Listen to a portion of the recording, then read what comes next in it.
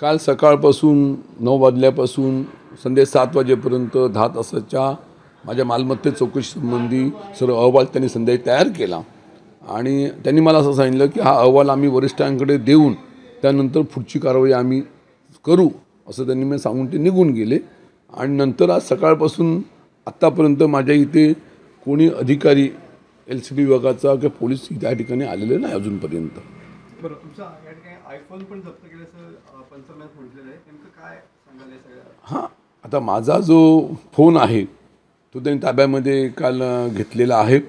मी त्यांना विनंती केली की फोन ही काळाची गरज आहे कम्युनिकेशनसाठी, तर कृपया करून घेऊ नये, पण तरी त्यांनी तो माझा मोबाईल ताब्यामध्ये घेतलेला आहे। आज तुमच्या रत्नागिरी शहरामध्ये विविध ठिकाणी बॅनर्स लागलेले पाहायला मिळत आहेत तुमच्या समर्थनार्थ। खूप आशय यातला महत्त्वाचा आणि मार्मिक असा।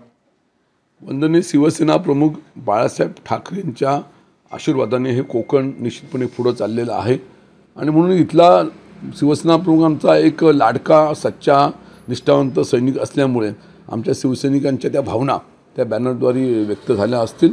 निश्चितपणे त्या भावनांचा मी आदर करतो। ज्या पद्धतीनं काल सगळं बघितलं वातावरण 10 तास चौकशी, त्याच्यानंतर मानसिक त्रास, काय सांगाल? कालचं जे चित्र पाहिलं त्यामुळे माझ्या डोळ्यातून अश्रू उभे राहिले, कारण एवढं प्रेम मला माझ्या कार्यकर्त्यांनी दिलेलं आहे, जनतेने दिलेलं आहे आणि अनेक हजारो लाखो लोकांचा विश्वास माझ्यावरती आहे। तो पाहिल्यानंतर मी निश्चितपणे एक भारावून गेलेला आहे। निश्चितपणे ते क्षण मी विसरू शकत नाही।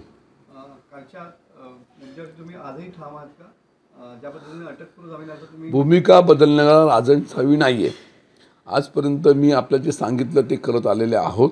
आपल्याला नम्रपणे मी पुन्हा एकदा सांगतो की माझ्या निष्ठा या वंदनीय शिवसेना प्रमुख बाळासाहेब ठाकरेंच्या चरणाशी असल्यामुळे भविष्यातल्या कालखंडामध्ये मी मरेपर्यंत आम्ही माझं कुटुंब आणि माझा संपूर्ण परिवार ह्याच्याशी प्रामाणिक राहणार आहे।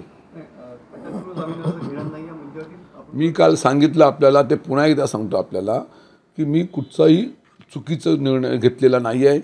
मी पूर्णतः निर्दोष आहे आणि संपूर्ण परिस्थितीमध्ये राजनसावी काय आहे हे संपूर्ण परिवाराला माहिती आहे, जनतेला माहिती आहे आणि ACBने केलेली कारवाई ही 100% चुकीच्या पद्धतीने केलेली आहे, आकसापोटी केलेली आहे, द्वेषापोटी केलेली आहे। त्यांनी शिंदे गटामध्ये यावं अशा तऱ्हेसाठी असू शकेल आणि म्हणून मी त्याच वेळेला सांगितलेलं आहे की मी चुकीचं न केल्यामुळे मी चौकशीला सामोरं जाणार।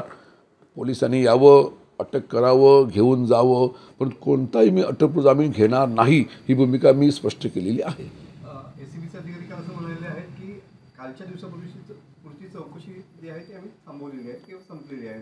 हां, काल जाताना त्यांनी सांगितलं की आजच्या दिवसापुरती आम्ही चौकशी थांबवलेली आहे। हा संपूर्ण अहवाल आम्ही वरिष्ठांना देऊ, वरिष्ठांच्या आदेशाप्रमाणे आम्ही पुढे मार्गक्रमण करू असं त्यांनी मला सांगितलेलं आहे। तुमच्या या सगळ्या चौकशीनंतर महाराष्ट्रात सुद्धा पडसाद उमटलेले पाहायला मिळतात।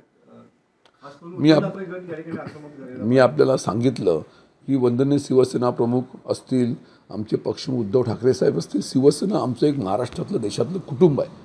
कुटुंबातल्या एका सदस्याला काही झाल्यानंतर निश्चितपणे त्या भावना त्यांच्या दुःख ते दुःख त्यांना होतं आणि म्हणून त्याची त्या उमटलेल्या प्रतिक्रिया त्या वेळेच्या त्या ठिकाणच्या आहेत।